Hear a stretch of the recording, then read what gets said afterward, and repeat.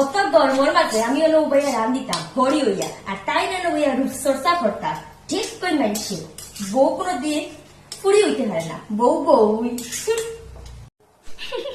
বড় আশাই নাই তুমি এই বাড়িতে আমি বউ বনিয়ে আইছি হ্যাঁ ফুরি বোনার কোনো শখ নাই আর ফুরি বনিয়ে বা কিতা করতাম খেনে কি জামাইয়ের বইন বনিয়া আমি কই ঘুরাফেরা করতাম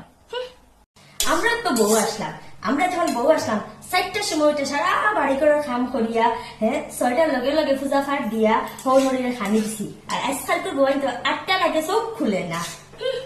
এটা বলে সংসার করতা তারা তো তুমি তাই 4টার সময় উঠে 6টার সময় হর হরিরে খানি দিলে আমার কিতা হয়েছে এখন খানে উঠিয়া দেও না এখন তো তোমার একা শ্বশুর বাড়ি কোনসা বাপর বাড়ি হয়ে গেছে এখন খানে উঠে 4টার সময় উঠে খাম করো না আর তো কোনটা করার বাদ নাই খালি থুতা চালানির বাদ আমার ইষ্টুকুনো মতো কইন তোর বিষয়ে তুই নত থুতা চালাস তুই নত থুতা চালাস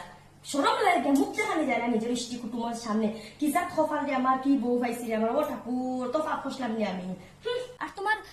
আত্মীয় স্বজনে আমার বিষয়ে বদনাম গাইতা না নি এখন খফাল নু মন্দ মোবাইলের জমানার বউ আমরা রোজনু সকাল বিকাল ডাটা ট্রান্সফার করো তে বদনাম গাইতা না নি আমার বিষয়ে জানতা না নি এটাই আমার কিছু যায় আয় না